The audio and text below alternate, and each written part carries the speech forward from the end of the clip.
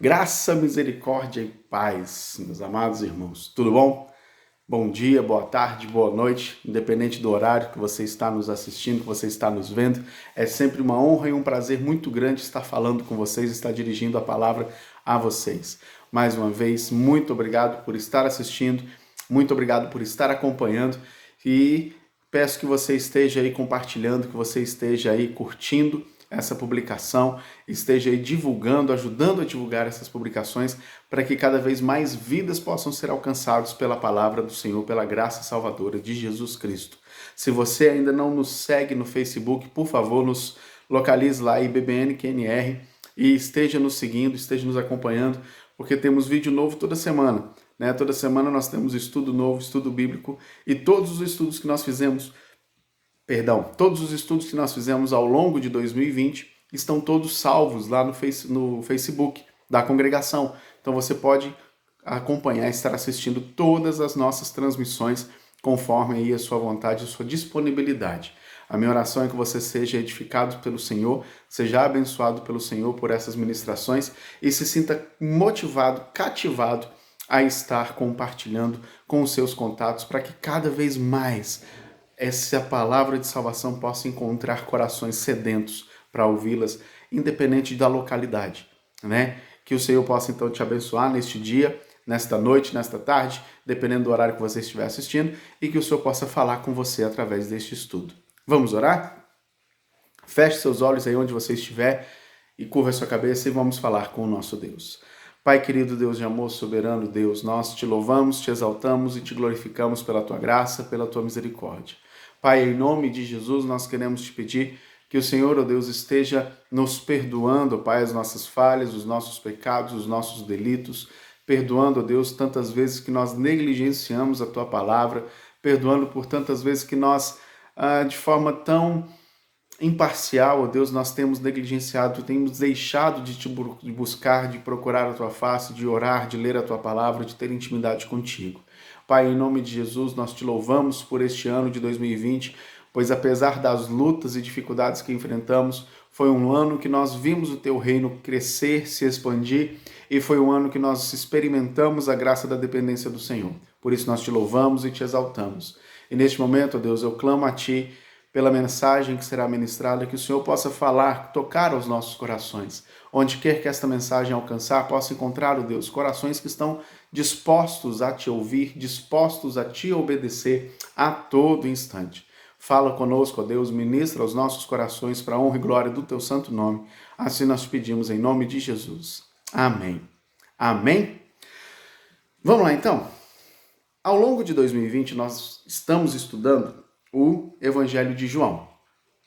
E aí no Evangelho de João nós temos visto muita coisa bacana, nós temos aprendido muita coisa a respeito da mensagem de salvação, a respeito do amor de Deus. E o propósito do Evangelho de João é justamente para que todo mundo possa saber que Jesus Cristo ele é o Filho de Deus, que Jesus Cristo ele é o autor e consumador da fé, que Jesus Cristo ele é a palavra viva que vem de Deus, que Jesus Cristo estava na criação, que Jesus Cristo ele é atuante na vida do cristão, de todo aquele que escolhe servi-lo como servo, escolhe tê-lo como Senhor da sua vida. E aí nós aprendemos então que nós temos essa essência de Deus em nós, porque ele soprou o fôlego da vida em nossas narinas. Nós estamos aqui neste dia pura e simplesmente pela graça do Senhor, que é a causa de não sermos consumidos. Nós estamos aqui neste dia porque as misericórdias dele se renovam a cada manhã. Nós estamos aqui neste dia por amor dele, pelo amor dele, porque ele nos amou a tal ponto que se entregou em nosso favor, em nosso lugar. Aquela cruz que Jesus carregou tinha o seu nome, tinha o meu nome escrito nela, mas pelo sangue dele, ele limpou aquela cruz e cobriu o nosso nome ali da condenação da morte, para que nós pudéssemos ter vida, e não é uma vida de qualquer jeito, uma vida abundante. E aí quando nós chegamos no capítulo 13, que é o que nós estamos estudando atualmente, nós vimos no capítulo 13, mais ali no comecinho, a respeito do momento em que Jesus, ele cinge-se com uma toalha e começa a lavar os pés dos discípulos. E aí nós vimos, então, nós aprendemos a servir. Não é verdade? Nós aprendemos que para servir, nós precisamos sempre estar tendo Jesus como nosso alvo, né? Sabendo o nosso alvo é glorificar ao Senhor. Nós vimos que para servir nós precisamos ter cuidado mútuo, porque Jesus lavou os pés dos discípulos e diz: olha, agora façam igual, façam vocês também. E nós vimos também que tudo tem uma intencionalidade. Jesus, em todos os seus ensinos ao longo do seu ministério, sempre tinha um fundo de intencionalidade. Ele sabia o que estava fazendo e o porquê que estava fazendo. Então Jesus, ele era 100% intencional em tudo que ele fazia. Em tudo.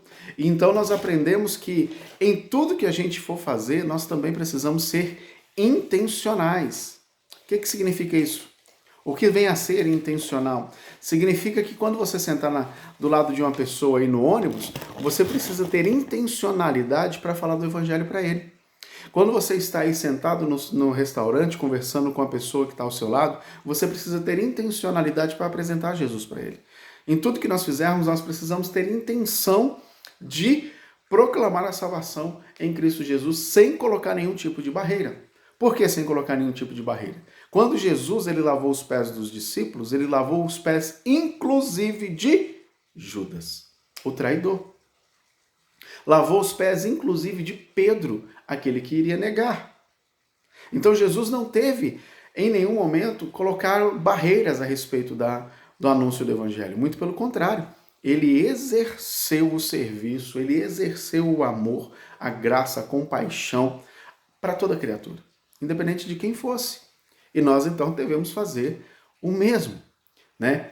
E aí quando nós chegamos então no Evangelho de João, eu convido você a abrir a sua Bíblia, Evangelho de João, capítulo de número 13, nós vamos ler dos versos 31 até o verso 38. Olha só o que diz.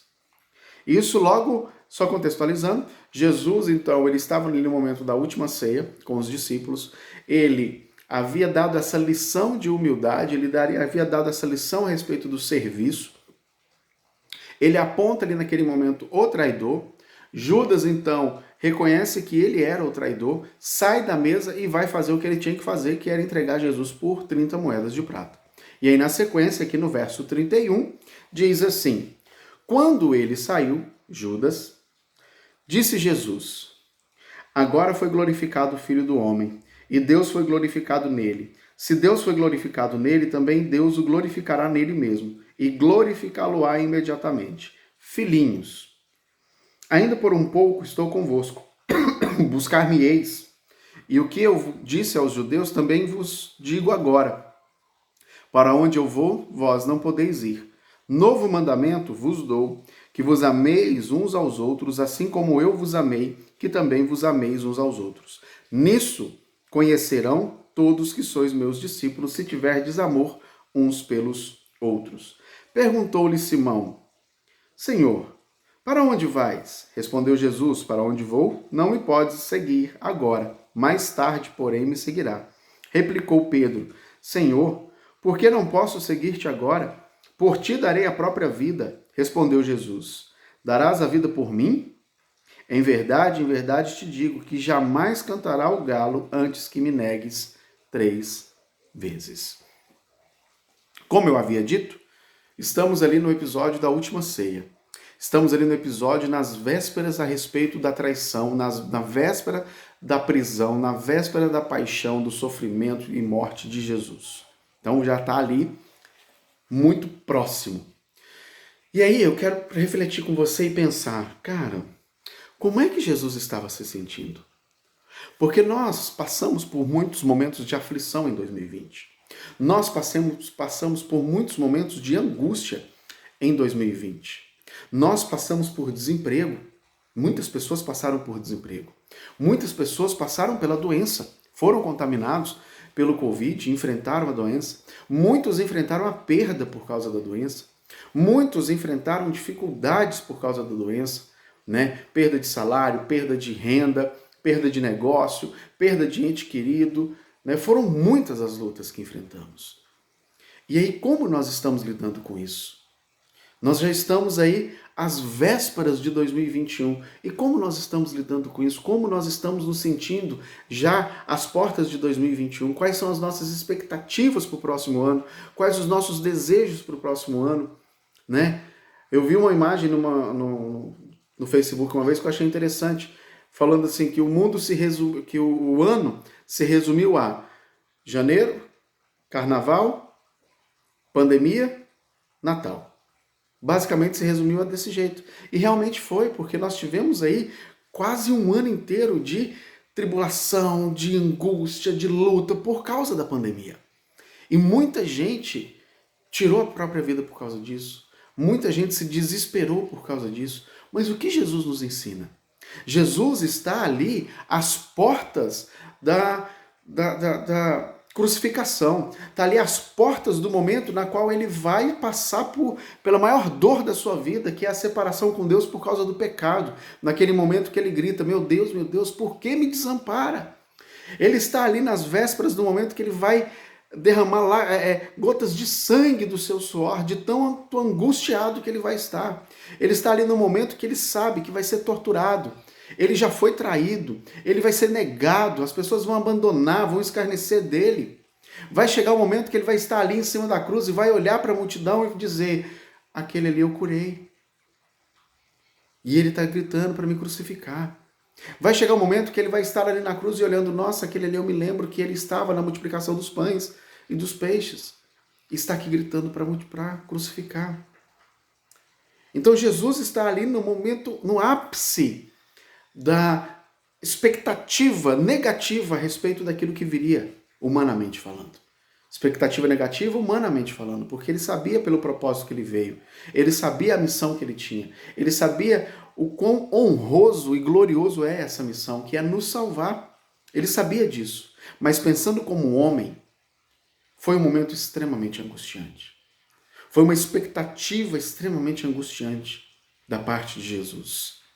E mesmo assim, Jesus estando naquela expectativa do que viria amanhã, naquela expectativa da traição, naquela expectativa da negação, naquela expectativa da morte, do sofrimento, do abandono, naquela expectativa, ele nos ensina a glorificar a Deus.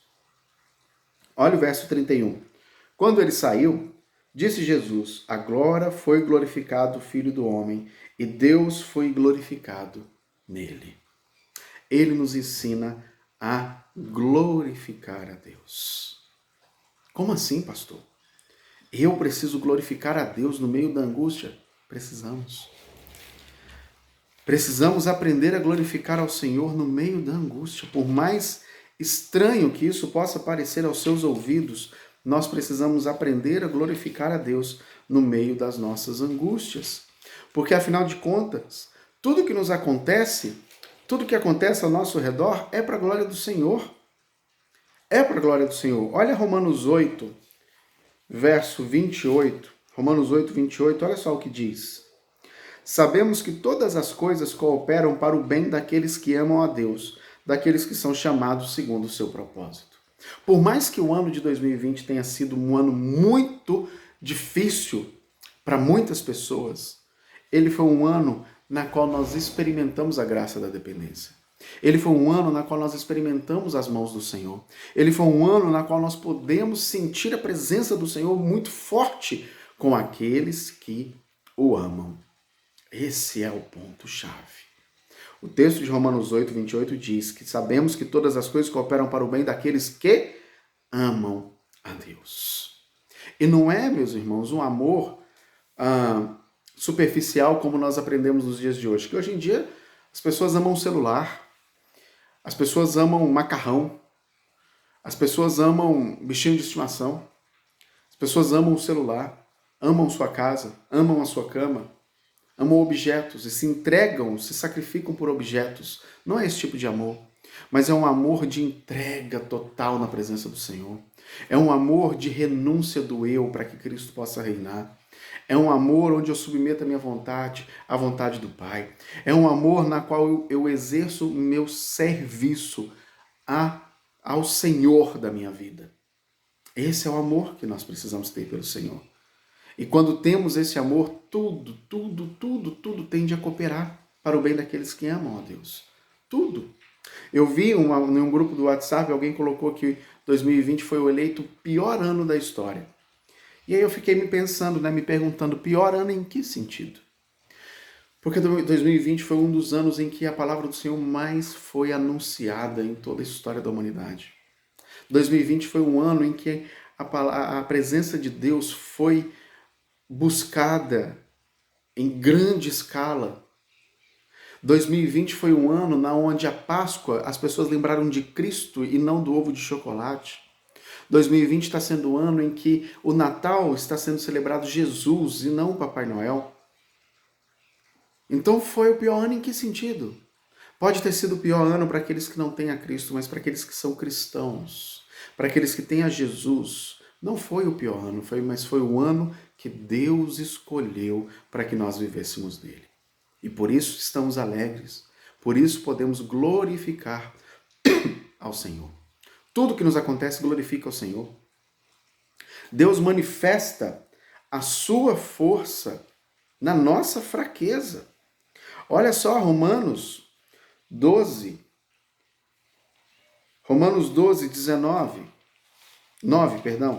Romanos 12, 9 e 10, olha só o que diz. Então ele me disse, a minha graça te basta, porque o poder se aperfeiçoa na fraqueza. De boa vontade, pois, mais me gloriarei nas fraquezas, para que sobre mim repouse o poder de Deus. Pelo que sinto prazer nas fraquezas, nas injúrias, nas necessidades, nas perseguições, nas angústias, por amor a Cristo. Porque quando sou fraco, então é que sou forte. Jesus aperfeiçoou o seu poder na nossa fraqueza, porque na nossa fraqueza nós demonstramos a nossa dependência ao Senhor. O problema é que muitas vezes em 2020 nós não demonstramos essa dependência, mas nós quisemos mostrar que nós somos capazes de enfrentar as coisas por nós mesmos.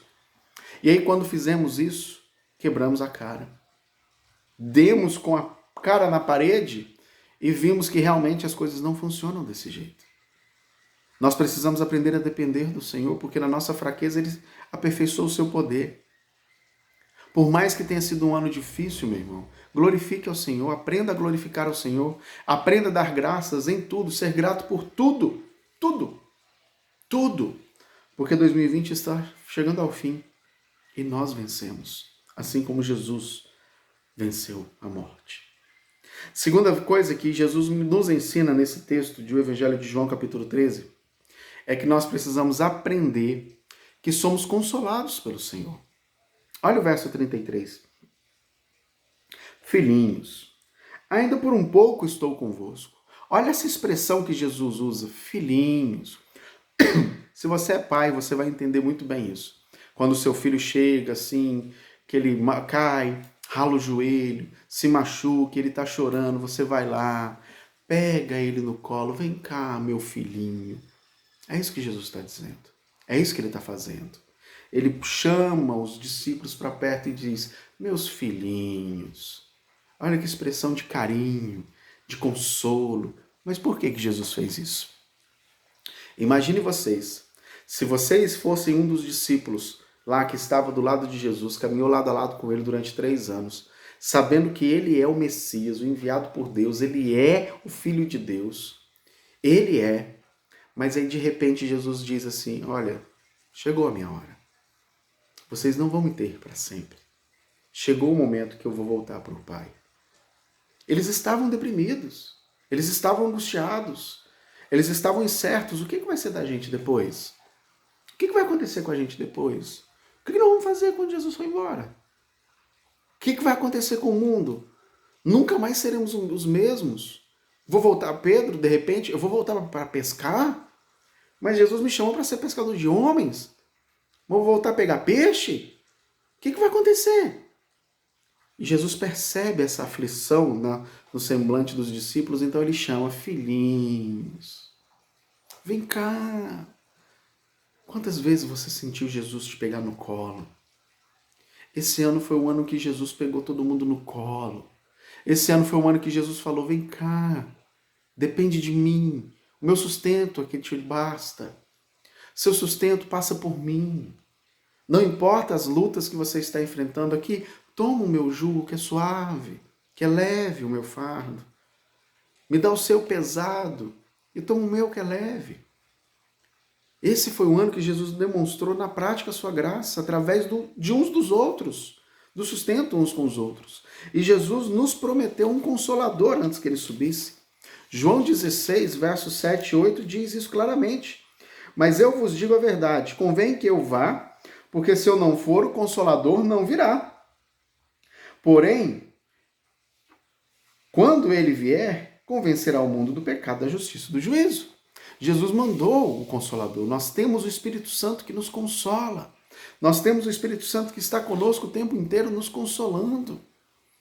Nós temos a presença de Jesus conosco, que nos garante que estará conosco até a consumação dos séculos. Mateus 28.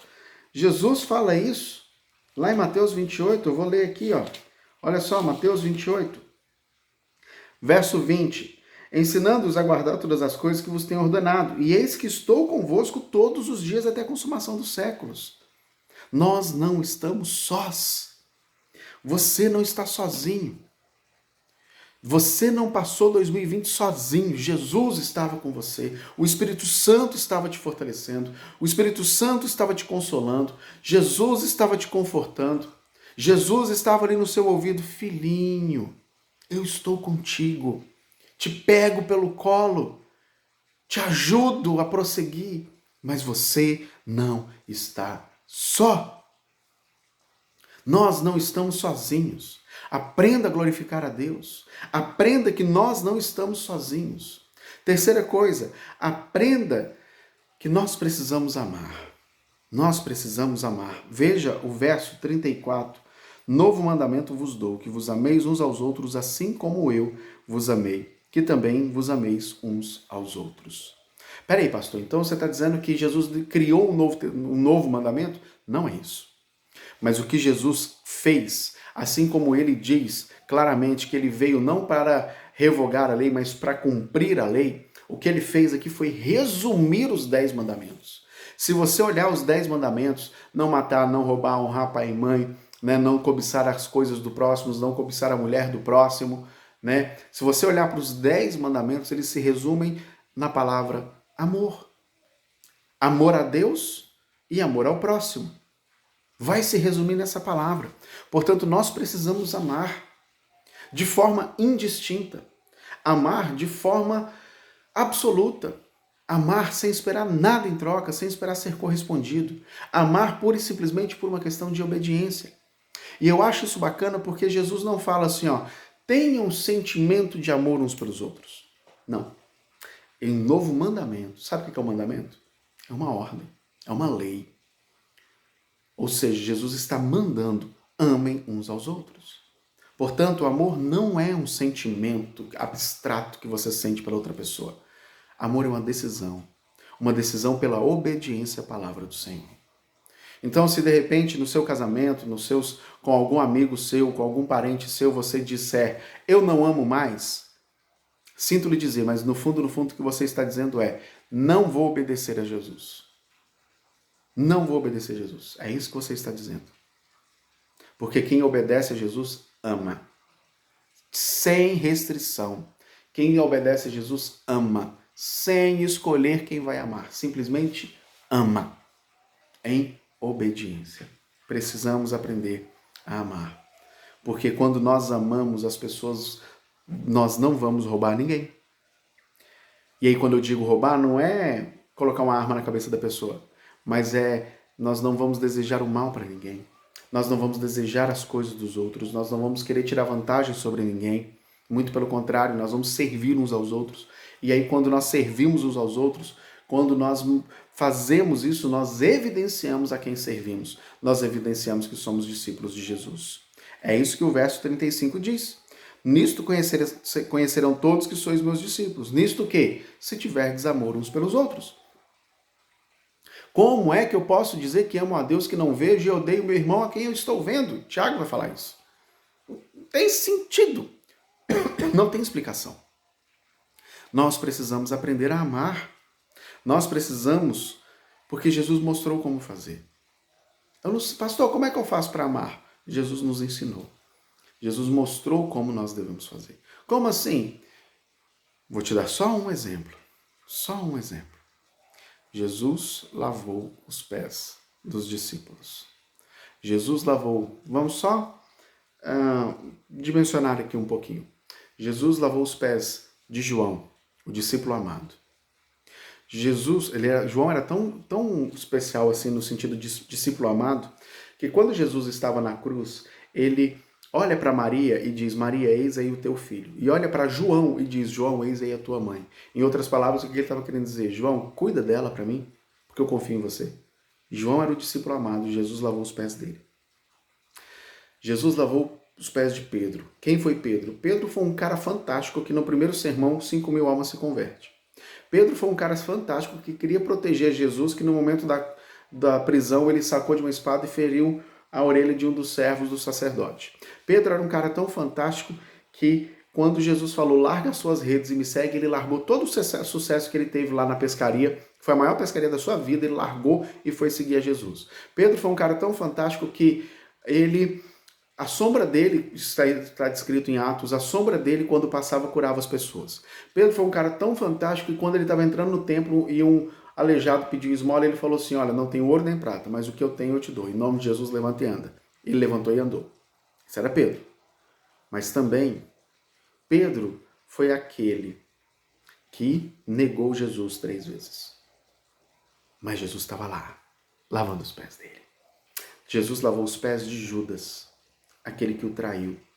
Judas, aquele que criticou quando Jesus foi honrado e adorado por Maria, quando derramou sobre ele um bálsamo, um perfume muito caro. E aí Judas foi lá e criticou. Mas Jesus estava lá, lavou os pés dele. E ele nos ensina a amar. Vocês querem amar? Está aqui o exemplo. Lave os pés uns dos outros. Sirva uns aos outros. Ah, pastor, mas eu não gosto de fulano de tal. Não importa. Sirva uns aos outros. Nisto, o mundo, todo mundo conhecerão que sois meus discípulos, se tiverdes amor uns pelos outros. Quarta e última coisa que eu aprendo com esse texto é que nós precisamos aprender a nos manter firmes. Verso 37 e 38 diz assim, ó, replicou Pedro, Senhor, por que não posso seguir-te? Por ti darei a própria vida. Jesus respondeu, darás a vida por mim? Em verdade te digo que jamais cantará o galo sem que me negues 3 vezes. Manter firme. Firme na sua palavra, firme na sua convicção, firme no seu propósito. Pedro falou, Senhor, estou pronto a ir até a morte contigo. Senhor, estou pronto a dar a minha vida por ti. Mas na hora do vamos ver, ele não estava. Ele oscilou. Ele vacilou ali naquele momento. Não vacile na fé, mantenha-se firme. Não vacile na decisão de aceitar a Jesus, mantenha-se firme. Não vacile na caminhada cristã, mantenha-se firme. Mantenha-se firme, independente do que aconteça, seja firme o tempo todo. Nós estamos o tempo todo rodeados de tentação. Não estamos isentos de tentação. Olha 1 Coríntios 10, verso 13. 1 Coríntios 10, verso 13, o que diz? Olha só. Não vos sobreveio tentação que não fosse humana, mas Deus é fiel e não permitirá que sejais tentados além das vossas forças. Pelo contrário, juntamente com a tentação vos proverá livramento, de sorte que a podeis suportar. Para ficar bem claro e exemplificar, quando o inimigo, quando o diabo abre uma porta para o pecado, Deus abre uma janela para você fugir dele. É isso que o texto está dizendo. O problema é que às vezes a gente só quer enxergar a porta e não olha para a janela. Para que Deus nos deu para fugir, para evitar o pecado. Portanto, todos nós estamos sujeitos à tentação. Eu não sou diferente de vocês, eu estou sujeito à tentação. Jesus foi tentado no deserto. Jesus foi tentado no deserto. Se Jesus foi tentado, nós também seremos tentados. Mas Deus é tão bom, mas tão bom, que Ele não nos dá uma tentação maior do que a gente possa suportar. Muitas vezes as pessoas criticam e falam a respeito de Jó, né? Que Jó sofreu muito. Por que Jó passou por tudo aquilo? Por que Jó passou por toda aquela tribulação? Por que Jó teve que perder todos os bens, perder família, perder saúde? Porque aquilo era que Jó podia suportar. Aquilo era o que Jó podia suportar. Deus não tentou a Jó, não permitiu que o diabo tocasse nas coisas de Jó, na vida de Jó, mais do que ele poderia suportar. Deus conhece o nosso coração. Deus conhecia o coração de Jó e sabia exatamente até onde ele poderia suportar. Não é diferente conosco. Deus conhece até onde nós podemos suportar. E Ele não nos permite ser tentados além disso. E Ele sempre nos dá uma válvula de escape. Ele sempre nos dá uma oportunidade de escape. E aí, quando com essa oportunidade de escape, nós precisamos aproveitar para que a gente não caia. Olha o verso 12 do capítulo 10 de 1 Coríntios. Aquele, pois, que pensa estar de pé, veja, não caia. Mas, pastor, como é que eu não vou cair? Ué, fique atento às janelas que Deus te dá de oportunidade para evitar o pecado.